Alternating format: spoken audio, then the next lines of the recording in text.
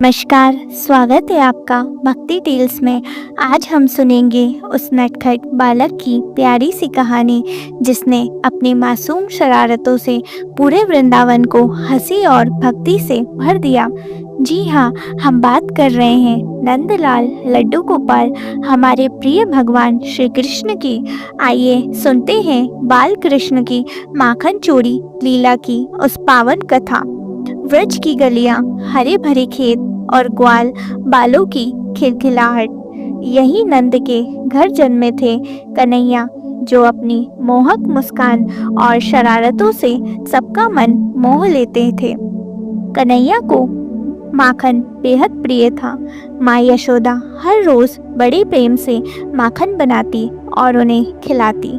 कन्हैया को अपने घर का नहीं बल्कि पड़ोस की मटकियों का माखन प्रिय लगता था।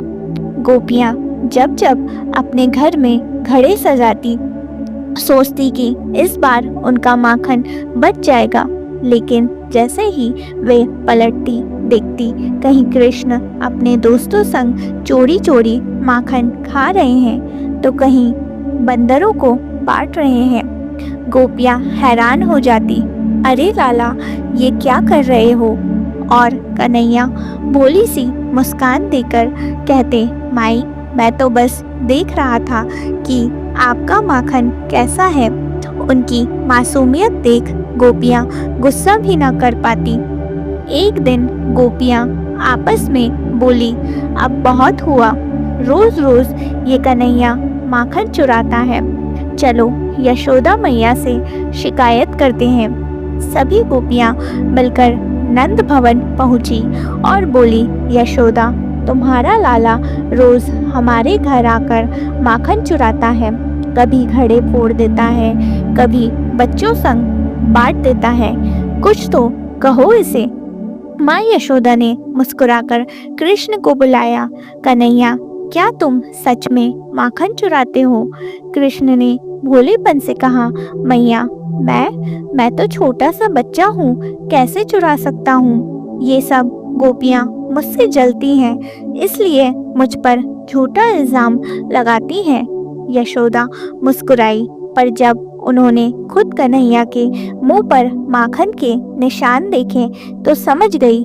मैया ने कहा, आज तो मैं तुम्हें पकड़ ही लूंगी। और यशोदा ने कन्हैया को रस्सी से बांधने की कोशिश की, पर आश्चर्य, चाहे जितनी रस्सी जोड़ती वो हमेशा 2 अंगुल छोटी पड़ जाती। अंततः यशोदा ने मन में भक्ति भाव जगाया और कृष्ण को प्रेम से देखा, तभी रस्सी पूरी हो गई और कृष्ण बंध गए। ये दृश्य देखकर सबने समझा कन्हैया को बांधा नहीं जा सकता, उन्हें बांधने का एक ही उपाय है, प्रेम और भक्ति। कृष्ण की ये माखन चोरी लीला केवल बाल शरारत नहीं थी, बल्कि ये दिव्य संदेश देती है, मक्खन शुद्धता और प्रेम का प्रतीक है। घड़े हमारे मन की तरह है, जिसमें भक्ति और सच्चाई का माखन छुपा है, और कृष्ण वे परमात्मा है जो अपने भक्तों के हृदय से प्रेम का माखन चुराकर अपने पास रखते हैं। गोपियों के लिए भले ये चोरी थी, पर असल में ये ईश्वर का अपने भक्तों से स्नेह लेने का तरीका था। यही कारण है कि आज भी वृंदावन में माखन चोर के रूप में कन्हैया को प्यार से याद किया जाता है। प्रिय श्रोताओं, कृष्ण की इस प्यारी लीला से हमें ये सीखने को मिलता है कि ईश्वर को पाने का मार्ग सरल है।